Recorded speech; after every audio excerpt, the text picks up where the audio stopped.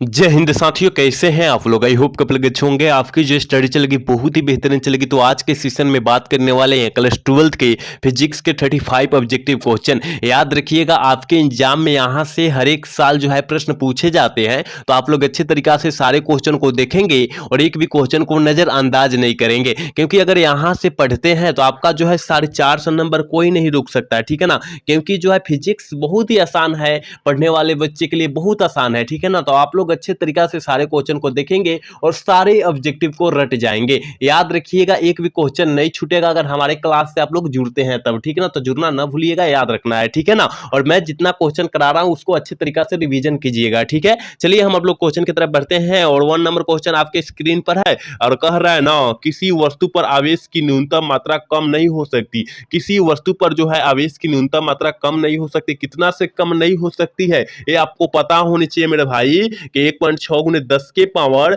-19 coulomb से कम नहीं हो सकती है। ये तो आपको पता ही है। तो आप लोग अच्छे तरीका से ऑप्शन ए वाला टिक कर लीजिएगा, ठीक है। और हमारे साथ आप लोग भी आंसर को टिक आउट करते चलिएगा, गलत या सही तभी तो सही होगा ना। गलत या सही कोई भी टिक कीजिएगा, ठीक है ना। चलिए अगला क्वेश्चन की तरफ बात करते हैं और अगला क्वेश्चन यानी 2 नंबर क्वेश्चन करे मेरे भाई, करे कि दो विद्युत क्षेत्र रेखाएं एक दूसरे को किस कोण पर काटती है। ये तो आपको पता होनी चाहिए, आपके सर जी थ्योरी में लिखवाए होंगे या स्टार देकर लिखवाए होंगे मेरे भाई, कि दो विद्युत क्षेत्र रेखाएं एक दूसरे को किसी भी कोण पर नहीं काटती है, क्योंकि जब काटेगी तो एक ही बिंदु पर दो स्पष्ट रेखा उत्पन्न होगी, जो कि संभव नहीं है, ठीक है। आपके सर जी इस तरह का लिखवाए होंगे, ठीक है ना। इसलिए जो हो जाएगा ऑप्शन डी वाला सही हो जाएगा, कि किसी भी कोण पर यह नहीं काटती है। याद रखिएगा, ठीक है। मैं जितना क्वेश्चन एक्स्ट्रा बतलाऊंगा, साइड से बतलाऊंगा, उस क्वेश्चन को बेहतरीन तरीका से याद करने की प्रयास कीजिएगा आप लोग, ठीक है। चलिए अगला क्वेश्चन की तरफ बात करते हैं और अगला क्वेश्चन 3 नंबर क्वेश्चन कह रहा है कि किसी वस्तु पर आवेश का कारण होता है।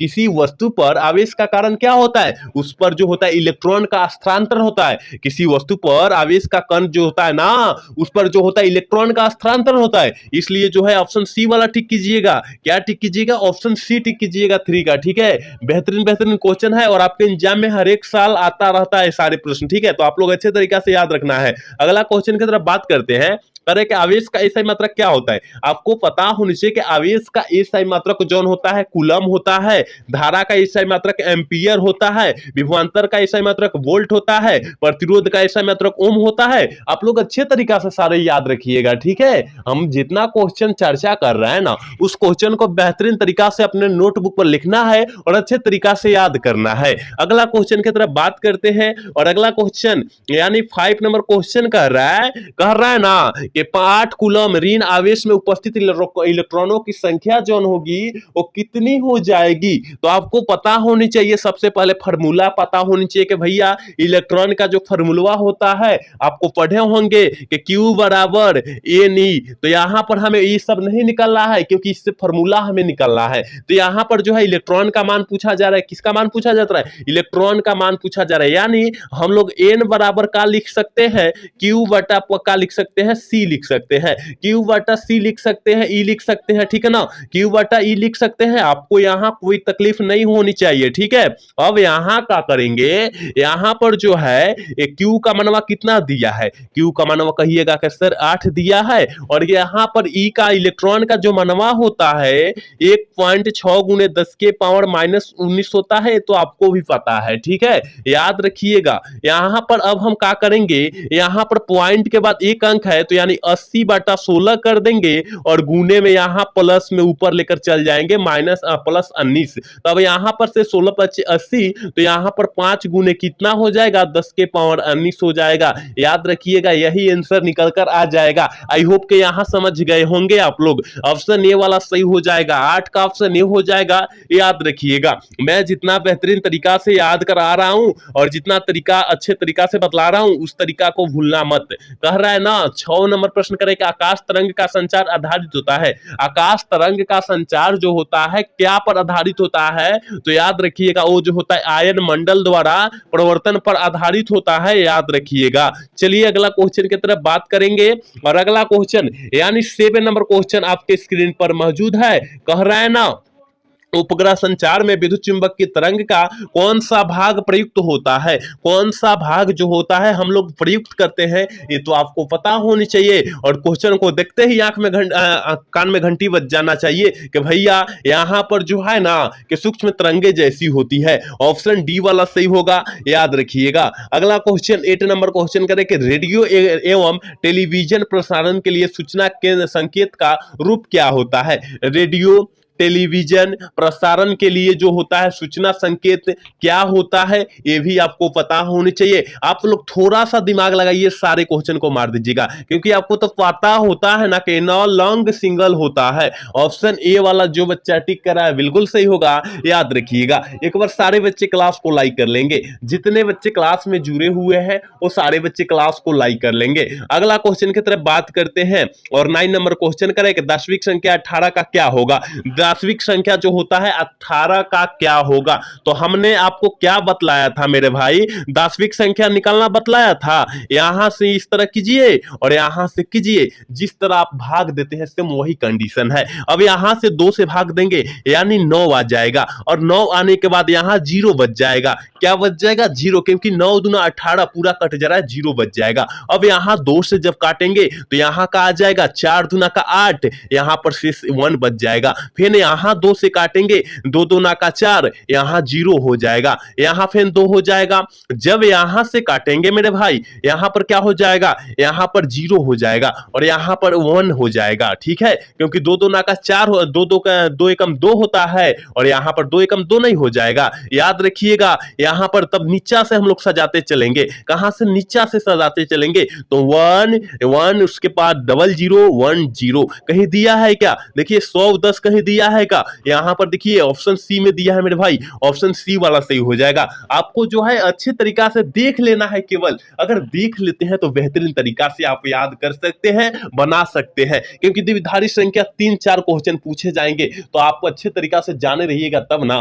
देखिए एक बार 25 का पूछा था और 27 का पूछा था, तो आप लोग अच्छे तरीका से सारे क्वेश्चन को देखेंगे कि वो कौन सा पूछ देगा किसी को गारंटी नहीं है, क्योंकि ये न्यूमेरिकल है। ठीक है, कर रहे ना कि अर्धचालकों में अपद्रव्य में को डालने से क्या होता है। अर्धचालकों में अपद्रव्य को डालने से जो होता है क्या होता है, तो याद रखिएगा उनकी चालकता बढ़ जाती है। जो बच्चा ऑप्शन डी टिक कर रहा है बिल्कुल सही होगा, याद रखिएगा। अगला क्वेश्चन की तरफ बात करेंगे और 11 नंबर क्वेश्चन करेंगे, एक स्वस्थ व्यक्ति की आंख के लेंस की फोकस दूरी जो होती है लगभग में कितनी होती है। स्वस्थ व्यक्ति कर रहा है और यहां पर 100% बच्चा जो है गलत करेगा। हम जानते हैं यहां पर 100% जो बच्चे होंगे गलत करेंगे, क्योंकि देखिए यहां पर पूछा जा रहा है एक स्वस्थ व्यक्ति की आंख के स्पर्श दर्शन की फोकस दूरी लगभग जो होती है 25 सीएम होती है, याद रखिएगा। ऑप्शन सी वाला पूछे मारिएगा, और 2 सीएम ना मारिएगा नहीं तो गलत हो जाएगा, क्योंकि यहां पर न्यूनतम दूरी की बात करता तब हम लोग मारते। ठीक है, चलिए अगला क्वेश्चन की तरफ बात करते हैं। कह रहा है ना प्रकाश वर्ष किस भौतिक राशि का मात्रक होता है। प्रकाश वर्ष किस भौतिक राशि का मात्रक होता है, यह भी आपको पता होनी चाहिए कि दूरी का मात्रक होता है। और प्रकाश का वेग जो होता है कितना होता है, कहेगा कि प्रकाश का वेग जो होता है वो कितना होता है, तो आंख मूंद कर मारना है, 3 × 10⁸ मीटर प्रति सेकंड मारना है, आपको घबराना नहीं है। ठीक है ना, आप लोग अच्छे तरीका से सारे क्वेश्चन को नोटबुक पर लिखिए और बेहतरीन तरीका से याद रखिएगा, क्योंकि आपके पास अभी जो है बहुत सारा टाइम है। चलिए अगला क्वेश्चन की तरफ बात करते हैं और 13 नंबर प्रश्न कह रहा है कि एक उत्तल लेंस द्वारा निम्नलिखित में से कौन सा दृष्टि दोष जो होता है दूर किया जाता है। जब भी उत्तल लेंस की बात करें, जब भी उत्तल लेंस की बात करें वहां पर हम लोग दूर दृष्टि दोष या निकट दीर्घ दृष्टि दोष मारेंगे। दूर या दीर्घ दृष्टि दोष दोनों मारेंगे, क्योंकि दूर को ही दीर्घ कहा जाता है, याद रखिएगा। ऑप्शन बी वाला सही होगा। जो बच्चा ऑप्शन 13 का बी टिक करा बिल्कुल सही होगा, याद रखिएगा। अगर यहां पर कहेगा कि निकट दृष्टि दोष जो है किस लेंस से दूर किया जाता है, तो याद रखिएगा अवतल लेंस करिएगा। क्या करिएगा? अवतल लेंस करिएगा, दोनों याद रखिएगा। अगला क्वेश्चन की तरफ बात करते हैं और अगला क्वेश्चन यानी 14 नंबर क्वेश्चन कह रहा है कि प्रकाश के रंग का कारण होता है। देखिए प्रकाश का रंग जो होता है वो किसके कारण होता है, यही पूछा जा रहा है क्वेश्चन में, तो याद रखिएगा इसकी आवृत्ति का कारण होता है। 14 का ऑप्शन जो बच्चा ए टिक कर रहा है बिल्कुल सही होगा, याद रखिएगा। अगला क्वेश्चन 25 नंबर क्वेश्चन आपके स्क्रीन पर है और यह जो है 9 चैप्टर का क्वेश्चन है और 9 चैप्टर से कम 5 से 6 क्वेश्चन पूछा जाता है केवल ऑब्जेक्टिव। सब्जेक्टिव कम से कम 5 से 6 नंबर का भी पूछा जाता है, याद रखिएगा। तो दोनों अच्छे तरीका से क्वेश्चन याद रखिएगा। करें कि सामान्य संयोजन में खगोलीय दूरदर्शक की नली की लंबाई जो होती है वो कितना होती है, ठीक है, वो कितना होती है। तो याद रखिएगा F0 प्लस FE होता है। कितना? F0 प्लस FE होता है। कहां दिया है? ऑप्शन डी में दिया है। ऑप्शन डी वाला सही करेंगे। 15 का ऑप्शन जो बच्चा डी टिक कर रहा है बिल्कुल सही होगा, याद रखिएगा। अगला क्वेश्चन यानी 16 नंबर क्वेश्चन जो है बहुत ज्यादा खास क्वेश्चन है और आपके एग्जाम में ये लगभग 2 बार पूछा गया है। करेक्ट। जैसे जैसे द्रव्य संख्या बढ़ती है उसके साथ साथ निम्नलिखित में से नाभिकों से संबंधित किस राशि का परिवर्तन नहीं होता है, ये आपको पता होनी चाहिए। तो याद रखिएगा ये जो हो जाएगा घनत्व का जो होता है परिवर्तन राशि नहीं होता है, ऑप्शन सी वाला करेक्ट हो जाएगा। 16 का ऑप्शन सी होगा, याद रखना है। अगला क्वेश्चन की तरफ बात करते हैं और अगला क्वेश्चन यानी 17 नंबर क्वेश्चन जो है 2026 का परीक्षा के व्यू से काफी ज्यादा इंपॉर्टेंट है। करेक्ट। आइंस्टीन का द्रव्यमान ऊर्जा समतुल्य बंधन संबंध है, किससे संबंध है? द्रव्यमान। आइंस्टीन का नियम पूछा जा रहा है, ठीक है, आइंस्टीन का नियम पूछा जा रहा है। तो याद रखिएगा उसका संबंध जो है किसके आरक्षण पर दिया गया था? तो E बराबर mc² पर दिया गया था। ऑप्शन ए में दिया है, ऑप्शन ए वाला सही कर देंगे। 17 का ऑप्शन ए हो जाएगा। 18 नंबर क्वेश्चन देखिए क्या कह रहा है, परमाणु के भीतर धनावेशित सूक्ष्म भाग को क्या कहते हैं? परमाणु के भीतर धनावेशित सूक्ष्म भाग को हम लोग क्या कहेंगे? तो याद रखिएगा उसे हम लोग नाभिक कहेंगे। देखिए यहां पर भीतर कर रहा है, इस तरह जो है आप लोग पढ़े होंगे, इस तरह पढ़े होंगे कि नहीं पढ़े होंगे? अब इस तरह का टीन वाले पढ़े होंगे तो उसके भीतर की भाग पूछा जा रहा है, उसे हम लोग नाभिक कहते हैं। क्या कहते हैं? उससे हम लोग नाभिक कहते हैं, इसलिए ऑप्शन ए वाला सही होगा। चलिए अगला क्वेश्चन की तरफ बात करेंगे। परमाणु सिद्धांत किसके द्वारा दिया गया था? परमाणु का सिद्धांत जो है किसके द्वारा दिया गया था? तो याद रखना है डाल्टन साहब के द्वारा दिया गया था। ऑप्शन बी हो जाएगा, अनिस का ऑप्शन बी हो जाएगा।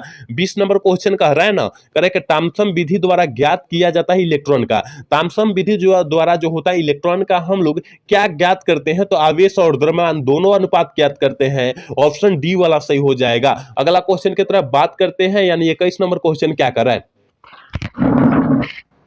19 नंबर क्वेश्चन करें, प्रकाश किरण के तिरछे मुड़ने की घटना को हम लोग क्या कहेंगे? देखिए प्रकाश किरण जो होता है किसी स्लाइड पर पड़ेगा, किसी दर्पण पर पड़ेगा, यानी दर्पण मतलब शीशा होता है, और शीशा पर पड़ जाएगा या पानी पर पड़ जाएगा, उस पर जो है मुड़ने की घटना को हम क्या कहेंगे? ये आपको पता होनी चाहिए कि भैया मुड़ने की घटना को हम लोग विवर्तन करते हैं, प्रकाश का विवर्तन कहेंगे। ऑप्शन बी वाला ठीक हो जाएगा। जो बच्चा ऑप्शन बी ठीक कर रहा है बिल्कुल सही होगा, याद रखिएगा।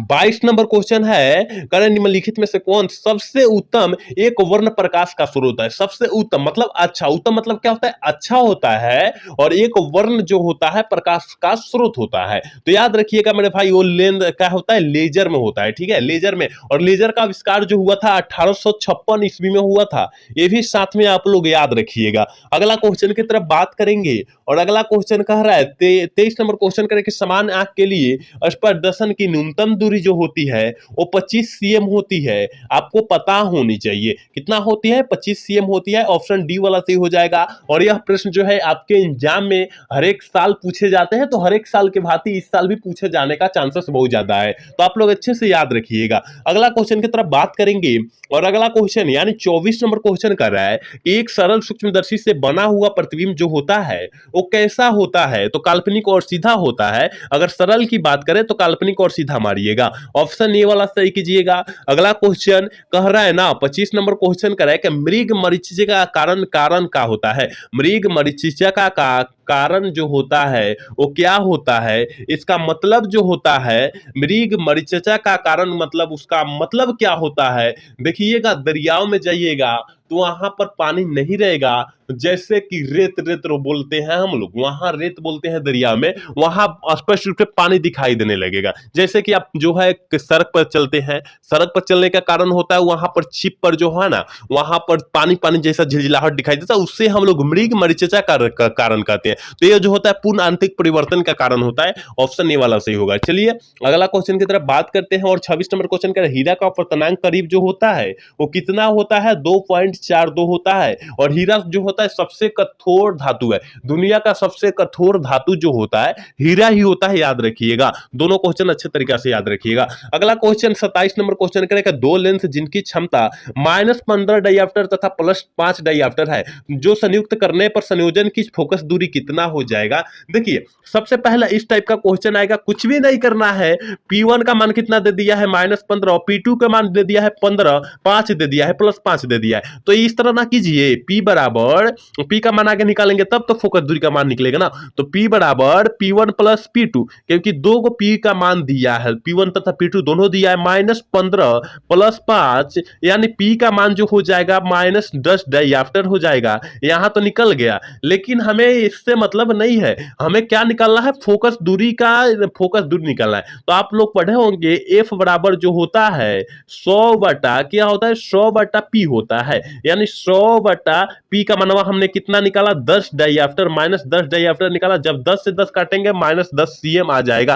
क्या हो गया, कितना आसान क्वेश्चन था। आप लोग अच्छे तरीका से रिवीजन करिए, सारे क्वेश्चन मार देंगे, ऑप्शन बी वाला सही होगा। 28 नंबर क्वेश्चन का रहे कि विस्थापन द्वारा, विस्थापन धारा द्वारा का मात्रक जो होता है क्या होता है, विस्थापन धारा का मात्रक जो होता है क्या होता है, यही पूछा जा रहा है। विस्थापन धारा का ऐसा मात्रक जो होता है एम्पियर होता है, क्योंकि कोई भी धारा हो उसका ऐसा मात्रक एम्पियर ही होगा, आपको भी पता है, ठीक है। चलिए अगला क्वेश्चन 29 नंबर क्वेश्चन का है कि इनमें से कौन विद्युत क्षेत्र में विक्षेपित होता है, इनमें से कौन जो होता है विद्युत क्षेत्र में जो होता है विक्षेपित होता है, तो कैथोड किरण होता है। ऑप्शन डी वाला सही करेंगे। और इस सेशन का, इस क्लास का लास्ट क्वेश्चन है, कह रहा है कि एक्स किरणें की तरंगदैर्घ्य लगभग होती है, एक्स किरणें की तरंगदैर्घ्य लगभग जो होती है वो 1 एंगस्ट्रॉन होती है। कितनी होती है, 1 एंगस्ट्रॉन होती है, याद रखिएगा, ठीक है। ऑप्शन सी में दिया है, ऑप्शन सी वाला सही कर देंगे। उम्मीद करते हैं आप लोग अच्छे तरीका से सारे क्वेश्चन को देखे होंगे और अच्छे तरीका से आपको समझ में आया होगा। आप लोग बेहतरीन तरीका से सारे क्वेश्चन को याद रखिए, क्योंकि आपके एग्जाम में यहां से सारे क्वेश्चन आने की गारंटी है, ठीक है। तो आप लोग अच्छे तरीका से दिखेंगे और एक भी क्वेश्चन को नजरअंदाज नहीं करेंगे, ठीक है। तो आज का क्लास जो है कैसा लगा, अगर अच्छा लगा होगा तो चैनल को सब्सक्राइब और वीडियो को लाइक करना मत भूलिएगा। मिलते हैं अगला सेशन में। जय हिंद, जय भारत।